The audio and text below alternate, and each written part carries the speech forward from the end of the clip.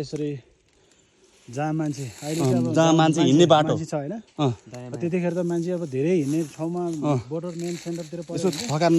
यो चिज बनाएपछि तपाईको यो धार्मिक ऊर्जा हुन्छ क्या ए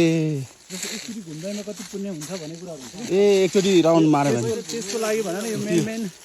यो चोकमा मान्छे जति जुन बाटो मान्छे धेरै हिँड्छ हैन हजुर त्यसमा बनाउनु फोकस यो लेखेको कुराहरू चाहिँ कुन तिब्बतियन हाम्रो टिबेटियन अक्षरै हो ए यो वेद अब लामाकै मन्त्रहरू हुन्छ मन्त्रहरू अब अहिलेको आधुनिक सिस्टमले अहिले बनाएको पनि भित्र वेद मन्त्र अर्कै हाल्छ हैन हजुर यो त हेर्नु त पहिलेको वेद मन्त्र यही हो पहिलेको चाहिँ यो एकै भरमा यो मनी बनिरहेको हुन्छ क्या त जस्तो वेद धारणी मन्त्र भने जे भने नि पहिलेको त्यही हो त्यतिखेर अहिले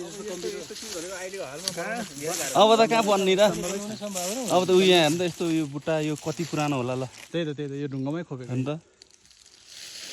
यो चाहिँ हाम्रो मनी पेमेङ भनेको चाहिँ मरिसयाची छवटा लोक हुन्छ त्यो छवटा लोक चाहिँ पहाड ए त्यो छवटा लिफ छवटा लोक लिङ चाहिँ छवटै लोक हो ए त्यो चाहिँ मान्छे मरिसयाची त्यो लोक छवटा लोक चाहिँ पार हुन्छ भनेर चाहिँ त्यस्तो खालको किमागन्दी भन्छ क्या ए त्यो वेद हो के भन्नुभयो छवटा छवटा लोक रिटुक भन्छ हाम्रो